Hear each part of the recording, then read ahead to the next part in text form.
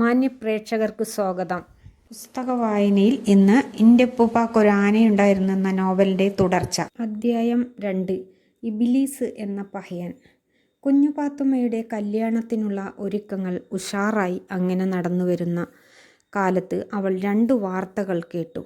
ഉപ്പൂപ്പയുടെ ആ വലിയ കൊമ്പനാന 6 പേരെ കൊന്നിട്ടുണ്ട്. അതിലവൾക്ക് സങ്കടം തോന്നി. ആനയോട് ദേഷ്യവും ഉണ്ടായി. കുരുത്തം കെട്ട ആനെ എന്നവൾ പറയുകയും ചെയ്തു. എന്നാൽ ദേഷ്യം അധിക ദിവസം നീണ്ടു നിന്നില്ല. ആന കൊന്ന 6 പേരും കാഫ്രീങ്ങളായ ആനക്കാരായിരുന്നു.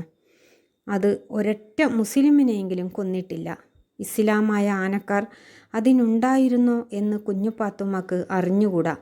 ഉമ്മ പറഞ്ഞു, അത് അസലുള്ള ആനയായിരുന്നു. എന്താണെന്ന് വെച്ചാൽ ഉപ്പൂപ്പയുടെ കയ്യിൽ നിന്നും പഴവും ശർക്കരയും അത് വാങ്ങിച്ചു തിന്നും. ഉമ്മ പറഞ്ഞു, നിന്റെ ബാപ്പ എന്നെ കെട്ടാൻ വന്നത് അതിൻ്റെ പുറത്ത് കയറിയ അത്ഭുതം. കുഞ്ഞുപാത്തുമ്മ വിചാരിച്ചു, അവളെ കെട്ടാൻ വരുന്ന ചെറുക്കൻ ഏതെങ്കിലും ആനപ്പുറത്തായിരിക്കുമോ വരുന്നത്? അവളെ ആർക്ക് എന്തിന് കെട്ടിക്കുന്നു? അങ്ങനെയൊന്നും കുഞ്ഞുപാത്തുമ്മ വിചാരിച്ചില്ല. അവളെ കെട്ടിച്ച ഉടനെ ബാപ്പ മക്കത്ത് ഹജ്ജിന് പോകും. അത് അറേബ്യയിലാണ്.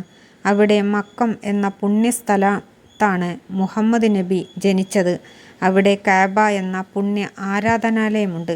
ഈ ലോകത്തിലെ ആദ്യത്തെ പള്ളിയാണിത്. പണ്ടേ ഉള്ളതാണ്. ഇബ്രാഹിം നബിയാണ് അത് പുതുക്കി പണിയിപ്പിച്ചത്. കുഞ്ഞുപാത്തുമ്മയുടെ ബാപ്പ പള്ളിയൊന്നും പണിയിച്ചിട്ടില്ല.